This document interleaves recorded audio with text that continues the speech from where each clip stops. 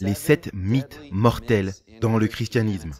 Alors que je pensais à ce concept de mythes mortels, souvent la Bible les appelle tromperies. Avez-vous déjà lu dans Marc chapitre 13, Jésus fait un discours concernant les derniers jours qui est répété également dans Matthieu 24 et Luc 21. Et c'est vraiment un sermon pour nous aux derniers jours. Et il est répété 3 fois. C'est un chiffre symboliquement important dans la Bible. 3 fois dans le chapitre 13 de Marc, où Jésus dit que personne ne vous séduise. J'espère que vous prenez des notes, soit dit en passant. C'est au verset 5, verset 6 et verset 22. On n'aura pas le temps de voir chaque texte dont on va faire référence ensemble, mais Jésus donne un avertissement sérieux pour ceux qui vivent à la fin des temps. Prenez garde qu'on ne vous séduise pas. Beaucoup viendront en mon nom et séduiront beaucoup, avec des signes et des prodiges qui séduiraient les élus même si c'était possible. La séduction, la séduction, la séduction. Prenez-y garde, il dit.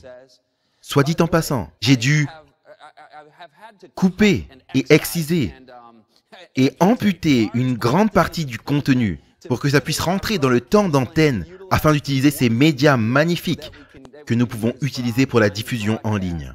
Et donc je dois mentionner que vous devez prendre des notes parce que je ne vais pas ouvrir toutes les références mais quelques-unes.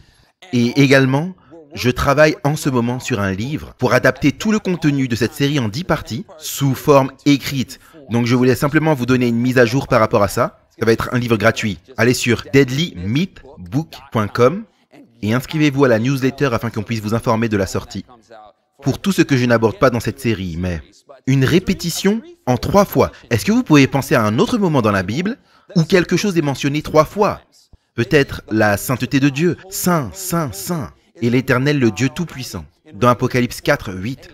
Et ensuite le malheur, malheur, malheur aux habitants de la terre, dans Apocalypse chapitre 8. Vous vous souvenez lorsque Jésus a prié à Gethsémané, combien de fois il a prié? C'était 3 fois, n'est-ce pas?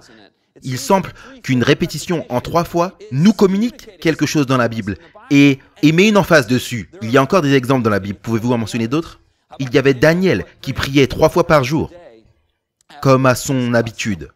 Pierre a renié Jésus. Combien de fois? 3 fois. Mais ensuite, lorsqu'il a été restauré, il a dit qu'il aime Jésus plus que quiconque 3 fois. Combien de messages d'anges y a-t-il dans Apocalypse 14? Les messages des 3 anges qui vont partout vers les habitants de la terre et qui précipitent la seconde venue de Christ. Et qu'en est-il de cela? Lorsque Pierre fait un rêve et que la nappe descend, combien de fois est-ce que ce rêve est répété? 3 fois cette vision. Donc, une répétition en 3 fois lorsque Dieu dit « Ne soyez pas séduits » et Jésus dit « Ne soyez pas séduits » 3 fois dans Marc chapitre 14. Cela devrait attirer notre attention. La répétition en 3 fois, emphase et avertissement. Ne soyez pas séduits. Donc nous allons faire 10 rencontres ensemble. Comprendre et distinguer la vérité de l'erreur parce que le travail à plein temps du diable, sa déclaration de mission dans Apocalypse chapitre 12, c'est de séduire. Il est dit dans Apocalypse chapitre 12, il séduira le monde entier. Il dit que le monde entier est sous la séduction de l'ennemi. Et on pourrait dire qu'il essaye tout particulièrement de séduire les chrétiens parce qu'il a déjà le monde dans ses griffes, sous son charme, on pourrait dire. Mais il a un désir tout particulier de séduire le monde chrétien. Voici le graphique de l'URL que j'ai mentionné il y a quelque temps, le livre sur les mythes mortels, le livre gratuit que nous allons envoyer dès qu'il sort. Plus tard cet été, si Dieu veut. Notre session d'ouverture ce soir jette la vérité par terre. Avez-vous déjà entendu cette phrase? Elle vient de Daniel chapitre 8. Et Daniel chapitre 8 fait référence à une puissance à la fin des temps et à travers l'histoire chrétienne qui est anti-Christ, qui est contre Jésus. C'est l'agence de Satan de séduction à la fin des temps. Et il est dit que cette puissance que nous allons identifier lors des prochaines sessions, alors que nous étudions ensemble, est appelée mythe autour de la marque de la bête, partie 1 et partie 2. Nous allons identifier cette entité sur la terre. Mais il est dit qu'elle cherchera à jeter la vérité par terre. Maintenant, cette même puissance dans Daniel 7 pense changer la loi de Dieu. Cette même puissance dans Apocalypse chapitre 13 est une puissance qui blasphème. Et nous pourrions aller dans tellement de directions ce soir alors que nous pensons à la séduction dans les derniers jours. Nous pourrions parler des mythes et des mauvaises compréhensions qui sont partout et qui sont de nature énorme, comme celui-ci par exemple.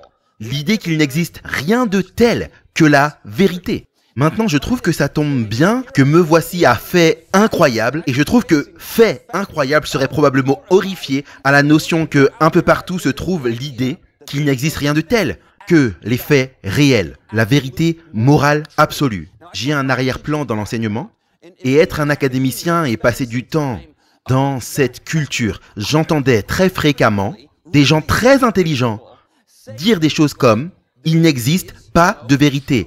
Il n'existe pas de vérité absolue. Toute la réalité n'est que subjective et c'est une question de ta perception ou ton opinion ou tes préférences ou quoi que ce soit.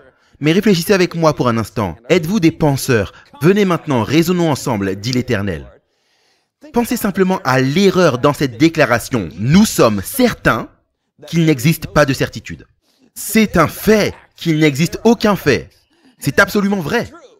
Mais il n'y a pas de vérité absolue. Est-ce que j'ai encore besoin de dire quelque chose? Cette idée qu'il n'existe aucune vérité a en réalité affecté le christianisme. Ce n'est pas qu'une idée séculière, postmoderne et philosophique, que seuls les philosophes nourrissent. L'idée que « ta vérité, c'est ta vérité. Ma vérité, c'est ma vérité. Et ce qui est bon pour moi est bon pour moi, et ce qui est bon pour toi est bon pour toi. » C'est une idée courante, même dans le christianisme aujourd'hui. Vous entendez les policiens faire des prières telles que « Oh Dieu a plusieurs noms. Amen et Afam. Et Dieu est une force. Et Dieu est tout ce que tu veux qu'il soit. Dieu est une femme. » C'est comme... La Bible est complètement différente de tout ce flou. Jésus a dit dans Jean 14, verset 6, « Je suis le chemin, la vérité et la vie. Nul ne vient au Père si ce n'est par moi. » Êtes-vous d'accord avec cela? C'est ce que dit la Bible. Jésus est le chemin. En fait, c'est l'article défini. Revenons au cours de grammaire. Jésus est le chemin, article défini.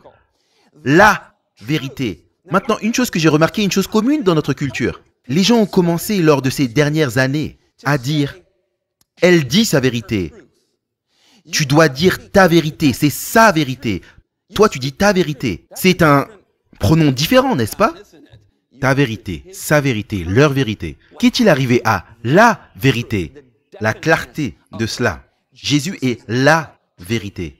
Et nous devons accepter ça. Et c'est une des directions que nous pourrions prendre ce soir. Une autre direction que nous pourrions prendre, c'est cette idée répandue que les doctrines ne sont pas nécessaires. Je me souviens, lorsque j'étais enfant, l'idée de doctrine sonnait formaliste et sèche. Et peut-être que quelqu'un l'a pensé dans le passé, que si j'ai juste une relation avec Jésus, sans doctrine, revenons en arrière un instant et demandons-nous, c'est quoi la doctrine?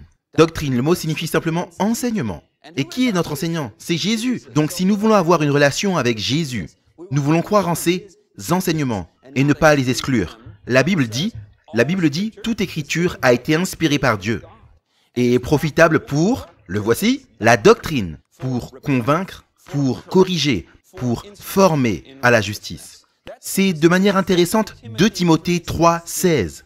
2 Timothée 3,16 dit que la doctrine, l'enseignement, la vérité de la parole de Dieu est pour notre correction, notre formation, notre réprimande. Nous aimons Jean 3,16, c'est le message de l'évangile et tout le monde dit amen à cela. Pouvons-nous dire amen à celui-là aussi? Parce qu'on ne peut pas avoir Jean 3,16 sans 2 Timothée 3,16, qui dit que Jésus veut être votre sauveur, qui est mort pour vos péchés, il veut être votre Seigneur, qui va nous réprimander, corriger et former à la justice selon sa parole. Donc l'idée de la doctrine, nous allons toucher à cela aujourd'hui et tout au long de cette série, c'est une direction que nous pourrions prendre, mais qu'en est-il de cette autre direction que nous pourrions prendre ce soir? Assentiment intellectuel à la vérité et une simple profession de religion est suffisante. Tout ce que j'ai à faire, c'est être d'accord intellectuellement avec la vérité biblique et professer ou déclarer qu'elle est vraie, et je suis OK. C'est l'entièreté de ma religion et de ma foi. Mais attends un instant. 1 Jean 3,18 nous avertit et dit « N'aimons pas seulement en parole, mais en action et en vérité, afin que nos actions et nos vies correspondent à la vérité de la parole de Dieu. » N'avez-vous jamais lu dans Romains 12, verset 2? Il est dit « Ne vous conformez pas au monde, mais soyez... » C'est quoi le mot suivant, vous savez? Transformés. Donc ça doit être une vérité qui transforme. Pas quelque chose qui est externe à moi, avec lequel je suis d'accord. Gardant Jésus à une distance de sécurité. du reproche, de la formation, de l'enseignement, de l'inspiration, de la transformation. Jésus veut faire quelque chose dans nos vies. Alors que nous étudions sa parole ensemble dans cette série même, il veut amener le réveil et la réforme, la vérité qui amène un amour plus profond pour Dieu et une vie de service volontaire dédiée. Pas une religion théorique, vous me suivez? C'est quelque chose que nous allons aborder et qui va toucher notre cœur et notre esprit, afin que nous puissions aimer le Seigneur notre Dieu de tout notre cœur, de toute notre âme, de toute notre pensée, de toute notre force. Vous croyez qu'il y a un seul Dieu, dit Jacques. Vous faites bien. Vous pourriez appuyer sur pause juste là et dire « Oui, ok, je crois en Jésus, je crois qu'il est ressuscité d'entre les morts, je crois qu'il revient, je crois qu'il est mort sur la croix. » Ce sont des vérités correctes de la Bible. Eh bien, juste les croire. Que dit le reste du verset? Même les démons croient et tremblent. Donc vous voyez que ça doit être plus profond qu'un simple assentiment intellectuel. Même le diable reconnaît que Jésus est Seigneur. Mais le connaissent-ils? L'adorent-ils? Lui obéissent-ils? Même les démons croient qu'il y a un seul Dieu, dit la Bible. Qu'est-ce que ça veut dire de connaître Dieu? Jésus a dit que c'est la vie éternelle que vous connaissiez Dieu. C'est une relation, bibliquement, Adam et Ève. Adam connut Ève. Jésus a dit que c'est la vie éternelle de connaître Dieu. Donc c'est manifestement plus qu'une série de vérités externes. Nous allons avoir une relation avec Jésus-Christ qui est approfondie à travers notre étude de la parole de Dieu. Une autre direction dans laquelle nous pourrions aller ce soir, les prophéties apocalyptiques, Daniel et Apocalypse ne peuvent pas être comprises. Vous savez ce que le mot révélation signifie? Le mot révélation signifie être révélé. Et il y a des idées un peu partout qu'on ne peut pas comprendre le livre dont le nom c'est être révélé. Alors ça serait un problème, n'est-ce pas? Le nom même du livre, la révélation de Jésus-Christ, dit la Bible. Il est dit dans Matthieu 24 qu'il nous faut comprendre Daniel. Alors, quand vous verrez l'abomination de la désolation dont le prophète Daniel a parlé, est-il dit au sujet de Daniel que celui qui lise, qu'il fasse quoi? C'est quoi le mot suivant? Qu'il comprenne. Est-ce que Jésus a dit qu'on peut comprendre Daniel? Absolument. Pas seulement nous pouvons comprendre, mais nous devons comprendre. Écoutez ce qui est dit dans Apocalypse, chapitre 1, verset 3. Il est dit « Béni soit celui qui lit et ceux qui entendent les paroles de cette prophétie et gardent les choses qui y sont écrites, car le temps est proche. » Maintenant, pouvez-vous obéir au livre de l'Apocalypse sans le comprendre?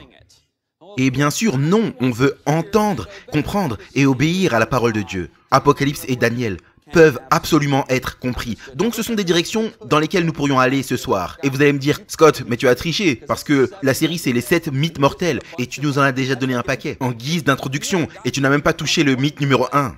Oh, j'avais toutes ces slides qui étaient là, mais elles n'arrivaient pas au niveau du top 7. Mais c'est des sujets importants, pas vrai? Donc nous allons voir ce qu'est ce soir le mythe numéro 1. Mais avant que je fasse cela, pour revenir à un commentaire dans Jacques où il dit « Tu crois qu'il n'y a qu'un seul Dieu? Tu fais bien.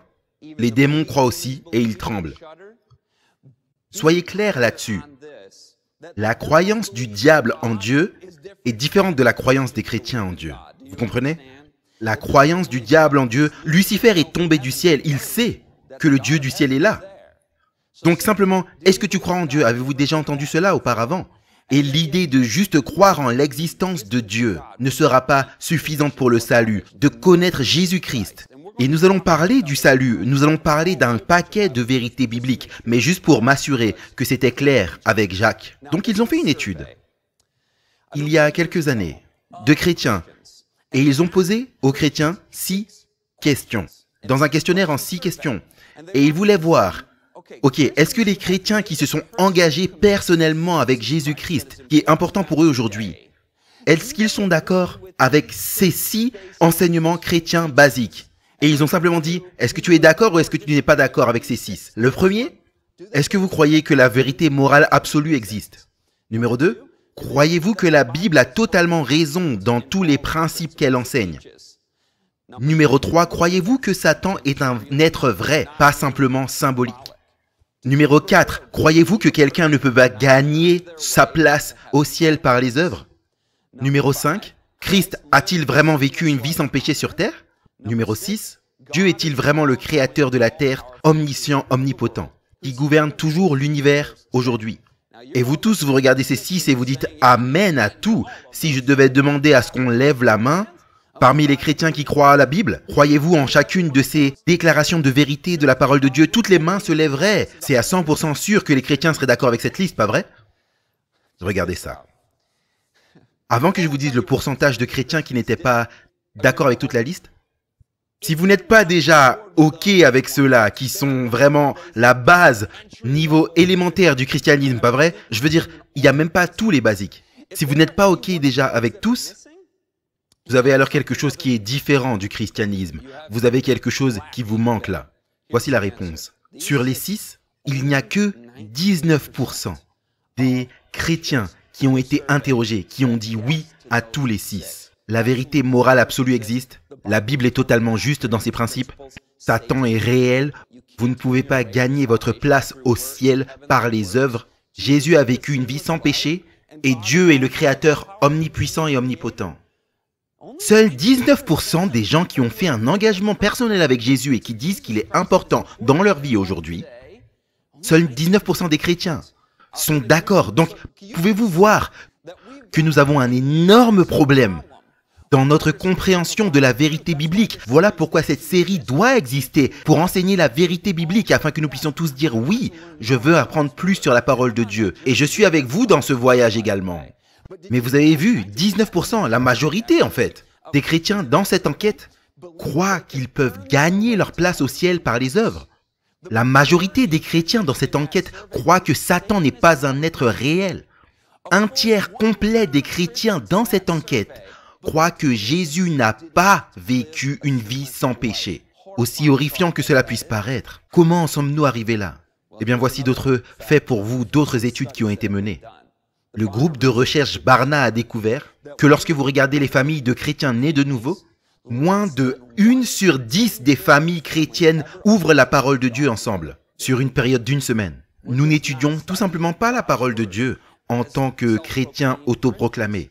La communauté chrétienne, dans un large spectre, n'a tout simplement pas, ne serait-ce que quelque chose de proche d'une compréhension fondamentale de la vérité biblique et de l'autorité de la parole de Dieu. Et donc, ils sont en proie à des mythes et à des mauvaises compréhensions à chaque détour.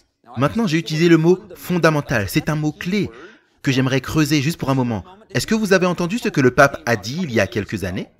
Il a condamné ce qu'il appelle le fondamentalisme. Maintenant, vous avez peut-être entendu ce mot connecté à des extrémistes violents, et dans ce cas, oui, nous devons le condamner. Mais la définition de base du fondamentalisme, qu'est-ce que c'est et qu'est-ce que le pape a dit lorsqu'il a condamné le fondamentalisme? Il ne parlait pas des extrémistes violents. Voici la citation du pape François. Il a dit « Un groupe fondamentaliste, bien qu'il ne puisse tuer personne ou bien qu'il ne puisse frapper personne, donc nous parlons de personnes qui sont non violentes, sont violents. Un groupe fondamentaliste, même s'il ne tue personne, même s'il ne frappe personne, est violent. La structure mentale du fondamentaliste est la violence. Donc il peut y avoir de la confusion, nous n'essayerons pas de décoder ce que cela veut dire exactement, mais c'est une condamnation assez claire du fondamentalisme dans un sens non violent du mot. Ceux qui ne tuent ou ne frappent personne sont toujours violents parce qu'ils sont fondamentalistes et le fondamentalisme, c'est mal. Ok, définition du dictionnaire. Est-ce que vous êtes prêts pour la définition du petit Robert du fondamentalisme? Un mouvement protestant du XXe siècle, mettant l'emphase sur la Bible littéralement interprétée comme fondamentale à la vie chrétienne et à ses enseignements. Et vous pourriez vous dire, mais est-ce que ce n'est pas juste la définition du christianisme? Pas vrai? Un mouvement du XXe siècle, protestant, qui met l'emphase sur l'interprétation littérale de la Bible comme fondamentale à la vie et à l'enseignement chrétien. C'est la définition du christianisme que nous croyons en la Bible comme étant fondamentale pour la vie chrétienne et la doctrine. La Bible littéralement interprétée, cela signifie, la Bible l'a dit, je le crois, l'affaire est réglée. Et il y a des symboles dans l'Apocalypse, il y a du symbolisme dans Daniel et dans la littérature apocalyptique dans la Bible. Les prophéties apocalyptiques, il y a des symboles et des paraboles. Et ces paraboles ont une application littérale et un sens littéral. Et oui, nous prenons la Bible telle qu'elle est car elle est notre autorité. Nous allons à la parole de Dieu comme une autorité absolue à appliquer dans notre vie. La définition du christianisme fondamental croyant en la Bible, étant condamné par le plus connu des progéniteurs supposés de la foi chrétienne. Je dirais que ça, ce n'est pas la foi chrétienne du tout. Et nous allons également parler de la papauté dans cette série. Et directement, juste un avertissement, ce n'est pas un séminaire où nous venons à la Bible avec nos idées et nous disons « c'est ce que je crois, c'est ce que j'aimerais pour ma vie ». Nous voulons en réalité inverser cela. Et nous voulons remettre Dieu à sa juste position d'autorité et sa parole, communiquer à notre vie, afin de dicter comment nous devons vivre, être et croire. Et nous faisons de notre mieux en tant qu'être humain déchu, pour dire « Seigneur, forme-moi, façonne-moi, je m'humilie devant toi. J'ouvre mon esprit afin d'être façonné par ta parole. » Mais vous pourriez dire « Scott ». Quelqu'un pourrait regarder et dire « Scott, est-ce que la Bible est digne de confiance ?» Je comprends que être un chrétien signifie croire en la Bible, mais peut-être que je ne suis pas encore arrivé à ce niveau pour le moment, pour comprendre la validité, la crédibilité de la Bible. Dans quelques minutes, je vais vous montrer une prophétie époustouflante de Daniel 9, incroyable, qui va démontrer l'énorme crédibilité de la Bible. Vous ne pouvez même pas imaginer. Mais je dois mettre sur l'écran quel est le mythe que nous traitons ce soir. Et ensuite, nous verrons également concernant la crédibilité de la parole de Dieu. Mythe numéro 1. Le christianisme ne requiert pas que tu prennes la Bible trop au sérieux. Une approche fondamentale de la Bible n'est pas nécessaire. Une approche fondamentale de la Bible n'est pas nécessaire. Maintenant, nous voulons poser des questions simples de la parole de Dieu, comme « Comment sommes-nous arrivés ici ? Qui suis-je ? Qui est Dieu ?» Cela nous ramène à la création, n'est-ce pas ? Pensons simplement à la création pendant un moment. Avec cette idée d'une approche fondamentale de la parole de Dieu. Que dit la Bible au sujet de la création? Elle dit, par la parole de l'Éternel, les cieux furent créés, et toute leur armée par le souffle de sa bouche. Miraculeux, puissant, car il parle et la chose arrive. Il ordonne et elle existe. Maintenant, dans Genèse 1, il y eut un soir et un matin, ce fut le premier jour. Il y eut un soir et un matin le deuxième jour. Des périodes de temps de 24 heures, la Bible dit, je le crois, l'affaire est réglée. Mais nous avons ce concept un peu partout de chrétiens qui disent non, moi j'ai plutôt allé vers l'évolution théiste. Que Dieu a dirigé l'évolution de l'homme à partir de formes de vie inférieures. Parce que la science, pas vrai? Eh bien, c'est ce que les scientifiques enseignent, l'évolution. Et ensuite, il nous est dit que pour évaluer les preuves inspirées, les preuves naturelles, les preuves géologiques, d'évaluer cela par nous-mêmes, de peser cela par nous-mêmes, et ensuite de tirer des conclusions contraires à celles des scientifiques. Il nous est dit que c'est anti-scientifique. Mais attendez juste un instant. D'être en désaccord avec cette classe de prêtres qui se sont oints eux-mêmes par l'académie en tant que voix qui fait autorité pour dire ce qui s'est passé à l'origine de l'homme serait soumettre notre esprit. Et nous voulons être des penseurs individuels pour étudier la parole de Dieu, pour étudier les preuves. Ça, c'est une vraie recherche de la science, n'est-ce pas? Si nous finissons avec l'évolution théiste parce que nous avons été intimidés dans cette position de nier une création en 6 jours, alors qu'est-ce qu'il vous reste? Il n'y a plus de jardin d'Éden, n'est-ce pas? Si vous croyez en l'évolution théiste, vous n'avez pas de création en 6 jours. Ce que vous avez, c'est des animaux qui vivaient depuis des millions d'années. Et ensuite, au fil des millions d'années, nous avons évolué en êtres humains. Et donc, il n'y a plus d'Adam et Ève sans péché alors. Il n'y a pas d'institution du mariage à la création. En Éden, le sabbat, en Éden. Oh, ça c'est important. Toute l'histoire du jardin d'Éden est quelque chose qui a été inventé, donc il n'y a pas eu de chute dans le péché. Mais s'il n'y a pas eu de chute, alors il n'y a pas de promesse de quoi? De rédempteur, du Messie à venir? Vous voyez à quel point c'est insidieux? Cette idée de rogner, ironiquement, de rogner sur les fondations de la parole de Dieu dès la création? Parce que vous vous débarrassez de tout le plan du salut, parce que vous êtes débarrassé de la chute de l'homme en Éden. Et ensuite, la restauration de l'Éden et de la nouvelle terre, parce que Jésus est venu la première fois, il va restaurer la seconde fois. Je veux dire, toute la Bible est basée sur cette histoire originelle de la création. Et qu'est-ce que cela fait au caractère de Dieu? Si Dieu dirigeait le processus de l'évolution sur des millions d'années, des animaux se tuant les uns les autres, se massacrant les uns les autres, la survie du plus fort, tue ou soit tué, La sélection naturelle, c'est ça? La survie du plus fort, c'est ce que Darwin enseignait. Vous avez un Dieu d'amour qui préside tout ça et qui dirige tout ça? Ça ressemble plus à une image satanique de Dieu qui dit « je vais m'élever en abaissant les autres ». Pas vrai? Donc mon cher, c'est encore plus sombre que l'athéisme lui-même, cette évolution théiste. Le darwinisme veut rendre Dieu non existant. L'évolution théiste fait de Dieu un monstre. Choisissez votre poison, j'imagine. Je préfère prendre ce que dit la Bible. Marc 10, verset 6, Jésus dit que Dieu a fait l'homme, homme et femme, dans le jardin. Il est le créateur. Je veux dire, vous avez cette image de Dieu avec Adam qui est formé de la poussière, lui insufflant le souffle de vie. C'est une image magnifique d'un Dieu d'amour qui nous a fait à son image. Et il est suffisant de dire que la Bible, littéralement interprétée, est la base de la foi chrétienne et que la création est centrale à cela. J'ai une citation d'un livre magnifique qui s'appelle La Grande Controverse. Il dit « Déjà au 19e siècle, beaucoup en sont venus à nier les doctrines, qui sont les piliers même de la foi chrétienne. Les grands faits de la création, tels que présentés par les écrivains inspirés. La chute de l'homme, l'expiation, Jésus sur la croix, et l'aspect perpétuel de la loi de Dieu sont pratiquement rejetés, partiellement ou totalement, par une large partie du monde prétendument chrétien. Des milliers qui se vantent de leur sagesse et de leur indépendance considèrent comme une preuve de faiblesse de placer une confiance implicite dans la Bible.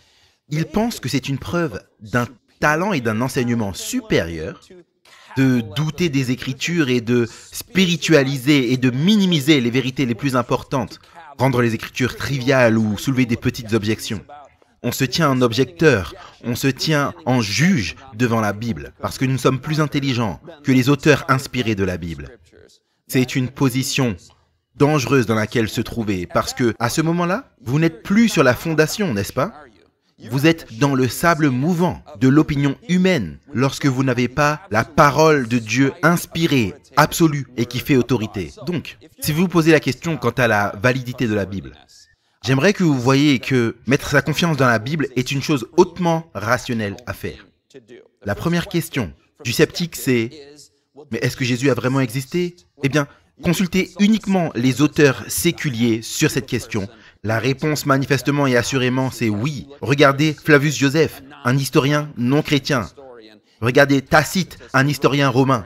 Joséphus était juif. Regardez tous les historiens romains. Chacun d'entre eux reconnaîtra l'existence de la personne du 1er siècle, Jésus de Nazareth. Pas seulement son existence, mais le fait qu'il soit mort sur la croix, sous Ponce Pilate, qu'il avait des disciples qui affirment qu'il est ressuscité des morts. Et on sait qu'il est vraiment ressuscité des morts. Mais ces sources non chrétiennes reconnaissent le développement d'un paquet de chrétiens qui se sont levés et ces disciples qui affirment qu'il était ressuscité des morts. Et ensuite, le christianisme s'est répandu comme un feu de forêt à travers l'Empire romain au 1er siècle. Donc tout cela s'est établi, et même dans l'histoire séculière.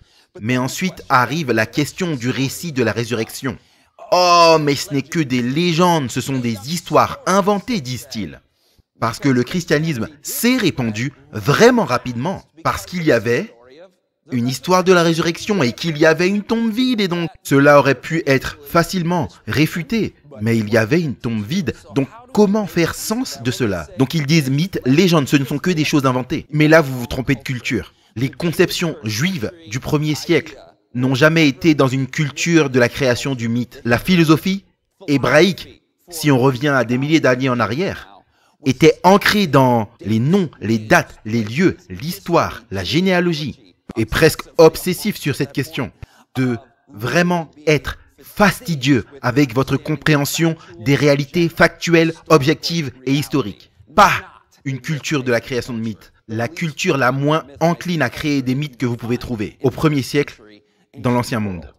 Et également, les légendes prennent des générations à se développer. Vous savez, la création du mythe d'Alexandre le Grand qui était divin ou peu importe le mythe grec qui pourrait être. Ces légendes prennent du temps pour se développer, être amplifiées et être exagérées avec le temps. Mais direct à l'événement de la résurrection, vous avez le christianisme qui se répand comme un feu de forêt dans cette même génération. Donc vous n'avez pas le temps nécessaire pour que la légende se développe, ni n'avez une culture qui développe des mythes. Les auteurs du Nouveau Testament Lorsque vous regardez, ok, quel est le genre d'écrit est-ce que c'est? Ils enregistrent l'histoire. En fait, lorsque vous regardez les érudits littéraires et qu'ils analysent les écrits, prenons Luc, par exemple, qui a écrit le livre de Luc et le livre d'Actes. Ils reconnaissent que c'est l'un des meilleurs écrits historiques du monde antique. Luc était un excellent auteur historique, avec beaucoup de détails dans ses récits de la vie de Jésus et ses détails de l'Église primitive dans le livre d'Actes. Et non seulement la qualité de l'écrit, non seulement le fait qu'il appartient au genre des écrits historiques, pas des légendes, mais également les preuves textuelles que nous avons, que ce sont les écrits originaux de Luc, de Paul, de Matthieu, etc. Parce que nous avons tellement de copies de ces écrits très très primitifs du Nouveau Testament, et je devrais vous donner pour comparer tout ce que nous connaissons en tant qu'historiens du monde antique dans une perspective séculière, les empires grecs, ce que les Grecs faisaient, ce que les Romains faisaient, tout ce que nous connaissons concernant l'histoire ancienne vient de documents très anciens qui ont été écrits par les historiens de l'époque. Maintenant, nous avons une poignée de copies qui sont datées, écoutez bien, de 1000 ans après les écrits originaux. Donc Tacite et les autres historiens romains, ils ont écrit, et ensuite ça a été copié pendant des centaines et des centaines d'années, 800 ans, 1200 ans. Vous savez, ce genre d'approximation. Je veux dire, on parle de choses dont nous n'avons même pas les écrits originaux. Nous avons des copies qui arrivent très tard dans l'histoire, et nous n'en avons que quelques-unes.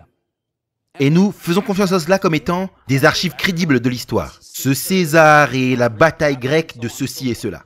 Tout ce que nous connaissons du monde antique est basé là-dessus. Devinez ce qu'on a pour le Nouveau Testament. Nous avons des copies du livre du Nouveau Testament qui datent de 100 ans après les écrits originaux. Et nous avons des centaines, nous avons des milliers de copies de ces manuscrits qui sont très proches des sources originales. Donc c'est le contexte textuel le mieux attesté que nous ayons, duquel nous pouvons tirer. Donc s'il y a quoi que ce soit dont vous pouvez être sûr dans le monde antique, c'est bien la résurrection de Jésus-Christ. Parce que c'est le fait pour lequel nous avons les meilleures preuves historiques crédibles. Mais les gens approchent la Bible avec une lentille séculière, niant déjà l'existence de Dieu et ils disent « Oh, la résurrection n'est pas arrivée ». Mais s'il n'y a pas de résurrection, alors comment expliquez-vous l'avènement du christianisme tout d'un coup dans le monde antique? Comment expliquez-vous tellement de personnes à travers l'Empire romain parvenant à la connaissance de cette foi? Eh bien, ils doivent arriver à des choses comme les disciples ont volé le corps de Jésus afin qu'ils puissent avoir une tombe vide à présenter. Ils ont caché le corps mort de Jésus et ils ont tous répandu une fausse nouvelle religion pour laquelle ils sont tous morts en tant que martyrs. 11 sur les 12 apôtres. Maintenant, cela est appelé une confession sur le lit de mort. Savez-vous que dans un tribunal, une confession sur le lit de mort a une valeur très élevée en termes de validité et de crédibilité de ce témoignage? Vous avez 11 sur les 12 apôtres ont été sur leur lit de mort confessant qu'ils ont vu Jésus ressuscité. Et c'est ce à quoi ils ont dédié leur vie. Une vie de sacrifice, une vie de persécution et finalement une mort en martyr. Et soit dit en passant, ce n'était pas que ces 12.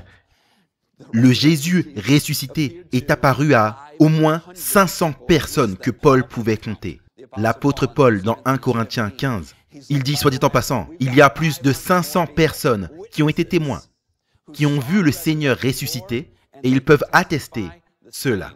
500 témoins oculaires, 11 confessions sur le lit de mort, toutes ces preuves textuelles datées de juste après l'événement, un tombeau vide et une religion se répandant comme un feu de forêt. Il n'y a tout simplement pas d'explication séculière pour cela.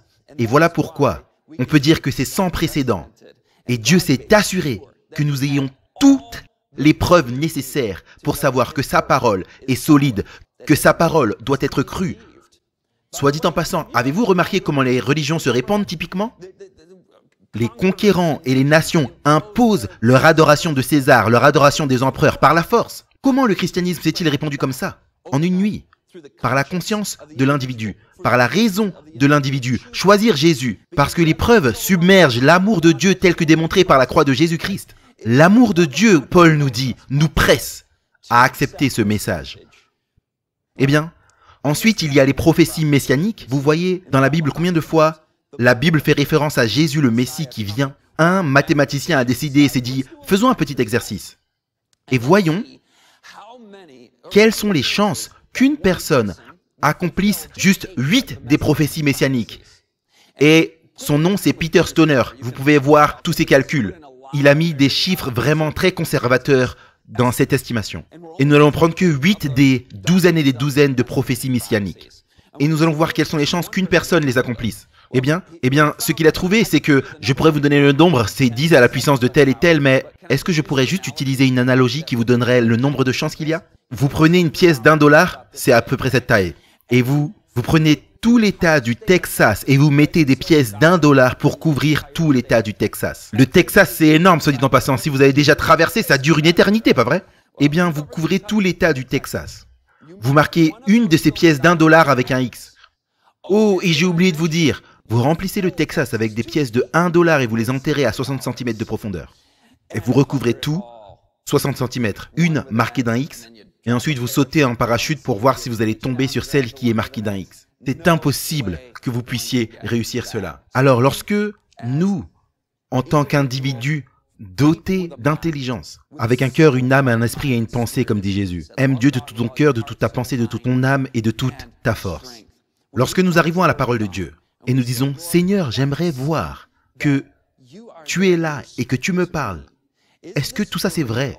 Je vais vous dire quelque chose. Non seulement nous reconnaissons rationnellement cela, mais lorsque nous voyons les prophéties messianiques pointer vers un sauveur qui est mort sur la croix pour nos péchés, que Dieu ne veut pas simplement se prouver pour satisfaire l'esprit sceptique, afin que par les preuves qui sont débordantes, et je suis persuadé d'accepter sa vérité. Ce n'est pas suffisant, n'est-ce pas? Il veut que nous l'aimions.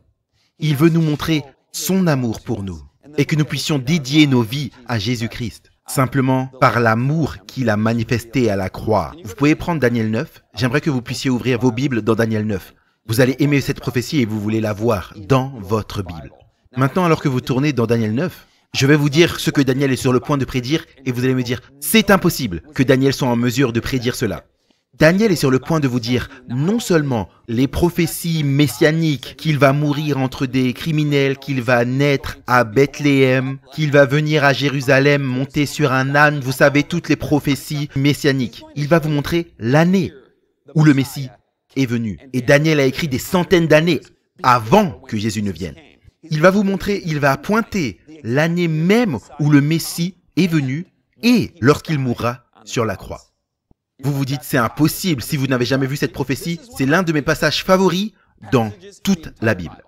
Parce qu'il montre vraiment remarquablement et clairement, soit dit en passant, dans les chapitres précédents de Daniel, au chapitre 2, Daniel est en mesure de prédire l'empire qui va suivre l'empire babylonien. Lorsque vous lisez dans Daniel, Daniel est un prophète de Dieu, mais c'est également un captif de Babylone. Et il sert à la cour du roi, et il dit au roi, tu vas être suivi par un autre empire qui t'est inférieur. Et après cela, il y en aura un autre, et après cela, il y en aura encore un autre. Et vous vous dites donc, oh, c'est pas très impressionnant qu'ils prédisent qu'il y ait des empires qui se succèdent. Mais ensuite, il dit que le quatrième ne va pas être conquis, mais il va être divisé. Et ensuite, après cela, et il parle des centaines et des centaines d'années, 1000 ans dans le futur. Après le quatrième, ils vont tenter de réunir l'empire divisé, mais ils vont échouer. Et ils vont essayer de se réunir par des mariages, mais cela va échouer. Comment Daniel a-t-il été en mesure de prédire tout cela? Nous allons l'étudier dans les prochaines sessions. Mais les sceptiques regardent Daniel, ils regardent à Daniel 9, à Daniel 2, ils disent « C'est impossible, il n'y a aucun moyen qu'il puisse prédire cela avec ce niveau de précision. Prédire tous les empires qui allaient arriver, prédire l'année exacte où le Messie allait être là? C'est impossible !» Alors ils disent, eh bien nous ne croyons pas en l'inspiration, nous ne croyons pas au surnaturel. Nous devons conclure que Daniel a été écrit des siècles après ce qu'il prétend et que tout ça n'est que du faux. Et c'est juste une prétention qu'il y avait un prophète Daniel avant que Christ soit venu. Eh bien, vous savez ce qui s'est passé? En 1947, les rouleaux de la mer morte ont été trouvés et des copies également du livre de Daniel, datant de centaines d'années, de plus de 200 ans avant les événements qui y sont décrits avant la venue de Christ. Donc, voilà pourquoi chaque découverte archéologique ne débunk, ne réfute jamais la Bible, mais ne fait que la confirmer. Ils ont fait des recherches archéologiques intenses en Israël pendant 150 ans. sur la Terre Sainte. Et à chaque fois, nous avons trouvé des centaines de connexions aux cultures contextuelles anciennes de la Bible que nous trouvons dans la Terre. Alors pourquoi ne font-elles que la confirmer? Les érudits ont pour habitude de dire « Oh, les Hittites, tes Hittites n'existent pas !» Et ensuite, ils ont trouvé les Hittites en archéologie. « Oh, ton roi David, il n'existe pas. Vous, les croyants en la Bible avec vos légendes folles. » Et ensuite, ils ont trouvé David. Et ensuite, ils ont trouvé Jéricho. Et encore, et encore, et encore. À ce point, dans le milieu académique de l'archéologie, cela nécessite un saut de foi irrationnel, de ne pas croire en la Bible historique, plutôt que d'y croire. Ok, lisons le verset 24. Les anges disent à Daniel, et vous vous dites, Scott, tu vas faire Daniel 9 en 9 minutes? Oui, pour la première fois dans l'histoire, Dieu voulant, parce que je suis contre la montre dans l'émission de ce soir. C'est incroyable. Les anges ont dit à Daniel, 70 semaines ont été déterminées sur ton peuple et sur la ville sainte. Qui est le peuple de Daniel et quelle est la ville sainte de Daniel? C'est les Juifs et Jérusalem qui sont en captivité à Babylone. Et les anges disent, tu as une période de 70 semaines pour que le peuple juif puisse mettre fin aux transgressions et pour mettre fin au péché et pour faire la réconciliation pour l'iniquité et amener la justice éternelle et pour sceller la vision et la prophétie et pour oindre le Saint des Saints. Donc ils ont une période probatoire de 70 semaines pour se repentir, pour expérimenter le plan de Dieu pour eux une fois de plus. Ils sont en captivité parce qu'ils se sont rebellés. Dieu dit au verset 25 qu'il va y avoir un commandement pour que tu puisses retourner en terre natale. Et vous allez reconstruire la ville et vous allez recommencer le système d'adoration. Et vous pourriez vous dire 70 semaines, ce n'est pas vraiment une période de temps très longue. On va voir ce que cela signifie dans un instant. Allons au verset 25. Sache donc et comprends. Depuis l'émission de la parole ordonnant de retourner et de rebâtir Jérusalem, donc il y a un point de départ à la prophétie, depuis l'émission de la parole ordonnant de rétablir et de restaurer Jérusalem, jusqu'au Messie. Le Messie, oh, c'est une prophétie messianique concernant sa venue. Donc à partir de cette parole jusqu'au Messie, le prince, il y aura 7 semaines et 62 semaines. On fait un peu de maths ici, vous savez que 3 vingtaines et 2, c'est la version King James pour dire 62. 7 semaines et 3 vingtaines et 2, donc 62. 7 plus 62, ça fait 69 semaines. Donc il a été dit à Daniel, par l'ange, à partir de l'émission de cet ordre, le Messie viendrait dans 69 semaines. Attends un peu, ça fait juste un petit peu plus de 16 mois. La nation n'a que 16 mois pour rentrer, reconstruire le temple, recommencer le système d'adoration et avoir ce grand redémarrage. Eh bien, le Messie n'est pas venu 69 semaines littérales après cette prophétie. Alors c'est quoi ces 69 semaines? Eh bien, il y a 2 textes dans la Bible qui vont nous aider à comprendre. La Bible s'interprète toujours par elle-même. La Bible s'explique toujours pour que nous n'ayons pas à spéculer. Je t'ai donné chaque jour pour une année, un jour pour une année. Dans la prophétie biblique, un jour prophétique est égal à une quoi littérale?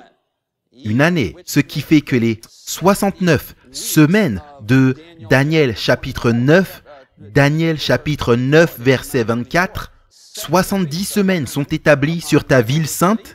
C'est 69 semaines jusqu'à ce que le Messie arrive. Donc faisons un peu de maths. C'est quoi les 70 semaines? 490 jours littéraux. 490 jours prophétiques, c'est 490 années littérales. Et donc, on pourrait se dire, oh non, dans 483 jours, le Messie va venir, il nous faut nous préparer, nous n'avons que 16 mois. Non, 483 jours, c'est littéralement 483 années. Donc, revenons au verset 25, relisons-le. Sache donc et comprends que depuis l'émission de la parole ordonnant de reconstruire et restaurer Jérusalem, jusqu'au Messie, le prince, il y aura ces 70 semaines. Donc, depuis la parole, pouvons-nous identifier quand dans l'histoire, le commandement a été émis de rétablir et de reconstruire Jérusalem parce que les Juifs ont fini par rentrer dans leur terre natale après cette captivité. Et c'était qui? C'était les Perses qui les ont renvoyés chez eux ici dans Esdras 7, 13. Le décret de rétablir et de reconstruire Jérusalem a été donné en 457 avant Jésus-Christ. Esdras chapitre 7 versets 11 à 23, archive l'édit du roi disant « Les Juifs, vous pouvez retourner chez vous. Nous avons des archives historiques hors de la Bible. Les Perses étaient des personnes vraiment très méticuleuses concernant l'histoire. Voilà pourquoi nous avons de l'histoire là-dessus au niveau des historiens séculiers pour identifier cette date 457 avant Jésus-Christ comme le point de départ de la prophétie. Donc avançons maintenant. C'est génial. 483 années depuis 457 avant Jésus-Christ. Souvenez-vous, ce n'est pas 483 jours à partir de 457 avant Jésus-Christ. Cela ne donne pas aux Juifs assez de temps.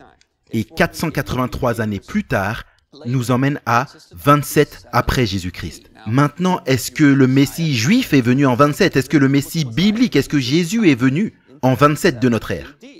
Donc, qu'est-ce qui s'est passé en 27 de notre ère? Premièrement, savez-vous ce que veut dire le mot Messie? Il est dit au verset 24 que le Messie viendra. Cela veut littéralement dire celui qui est oint. Jésus a-t-il été oint en 27 de notre ère? Le Saint-Esprit est descendu tel une colombe à son baptême. Et quand est-ce que cela est arrivé? Luc chapitre 3. Luc, le grand historien, le grand auteur d'histoire crédible ici.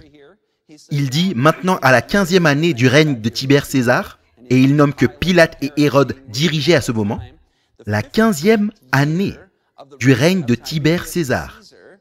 27 de notre ère. Et Luc chapitre 3 rapporte le baptême de Jésus. L'onction s'est produite exactement comme Daniel a dit qu'elle se produirait des centaines d'années à l'avance. Pensez à cela. Je veux dire, on est déjà soufflé par Galates 4, chapitre 4, la deuxième partie du verset, que Dieu a envoyé son Fils. Est-ce que cela n'est pas ahurissant que le Fils de Dieu a quitté son trône céleste, soit venu sur cette terre pour naître en tant qu'humain et vivre cette vie terrible sur cette planète en étant persécuté, étant tenté de toutes les façons possibles comme nous le sommes, finissant vainqueur. Il a vécu une vie sans péché. Cette vie difficile, il l'a vécue, mais pas que cela. Il est mort pour nos péchés sur la croix. Ça, c'est tellement ahurissant que Dieu ait envoyé son Fils. Et ensuite, lorsque vous regardez la première partie du verset, savez-vous que la Bible dit « Lorsque la plénitude des temps fut venue, Dieu envoya son Fils. » Jésus l'a dit lui-même, « Le temps est accompli et le royaume de Dieu est proche. » Donc non seulement son lieu de naissance a été prédit et tellement de choses concernant sa vie, mais le temps exact du Messie. Qu'aurions-nous besoin de plus? Soit dit en passant, le reste de ce verset est important pour nous. Le temps est accompli et le royaume de Dieu est proche. Repentez-vous et croyez en l'Évangile.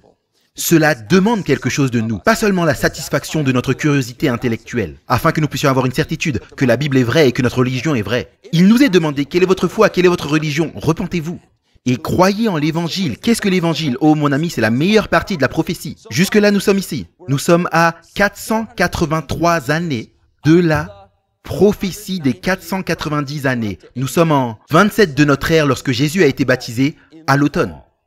Maintenant, lisons le verset 27. Et après 62 semaines, le Messie sera, écoutez ces paroles, retranché. Cela signifie la peine de mort, la mort qui va au-delà de la mort. Vos générations sont retranchées du peuple de Dieu. Jésus a reçu la peine de mort pour le pécheur, mais pas pour lui-même parce que Jésus n'a pas péché. Avez-vous lu ces paroles? Il sera retranché, mais pas pour lui-même, c'est le message de l'Évangile ici. Incroyable. Maintenant, regardez au verset 27. Et il scellera l'alliance avec beaucoup, avec plusieurs. Pendant combien de temps? Pendant une semaine. Donc, nous sommes dans les 7 dernières années que nous n'avons pas encore couvertes. Et donc, ce sera 27 de notre ère jusqu'à 7 années après cela donnerait 34 de notre ère. Donc, les 7 dernières années. Et au milieu de cette 7e dernière année, il fera que le sacrifice et l'oblation cessent. Est-ce que quelque chose s'est passé? 3 ans et demi après qu'il ait été baptisé, qui a fait que le sacrifice et l'oblation cessent. Le sacrifice d'agneau n'était plus pertinent parce que Jésus, le vrai agneau de Dieu, qui ôte le péché du monde, est mort et le rideau s'est déchiré du haut vers le bas. Christ, notre Pâque, est mort pour nous. Pensez à cela. Jésus est venu pour mourir pour nos péchés. Cela, pour vous, pour moi, il a été retranché, mais pas pour lui-même. Pour qui a-t-il été retranché? Il a été retranché pour mes péchés. La raison ultime de faire confiance à la parole de Dieu, ce n'est pas simplement parce que la raison l'exige, mais parce que il n'y a aucun livre, aucune religion, aucune foi, aucune philosophie sur la surface de la terre qui révèle un Dieu d'amour. Jésus-Christ venant sur cette terre pour mourir pour vos péchés. Connaissez-vous le message de l'Évangile? Nous voyons les prophéties, nous voyons à quel point cela est important pour établir la parole de Dieu comme crédible. Elle fait autorité. Mais cela nous appelle à nous repentir, n'est-ce pas? Parce que nous sommes tous comme des moutons suivant leur propre voie. Le salaire du péché, c'est la mort. Mais le don gratuit de Dieu, c'est la vie éternelle parce que Dieu a fait tomber sur lui les iniquités de tous. Acceptez Jésus-Christ dans vos cœurs alors que nous terminons par la prière ce soir. Seigneur Jésus, nous t'aimons.